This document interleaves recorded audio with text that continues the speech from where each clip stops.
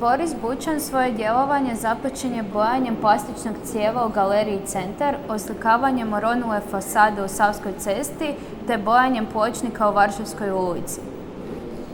Puno je vremena provodio u Zvečki, kultnom zagrebačkom kafiću, a i mnogi su ga glazbenici tražili da im napravi naslovnicu albuma, no zbog njegove inovativnosti i ekstravagancije bio je previše za jugoton pa su ga zabranili. O važnosti Bućanovih djela unutar domene umjetnosti govori i činjenica da se Žar ptica nalazi na naslovnici publikacije The Power of the Poster. Imao je preko 100 samostalnih i 300-tinjak skupnih izložbi.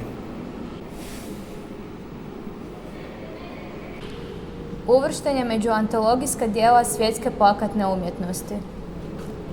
Nikada nisi vidio Sito Tisak uživo.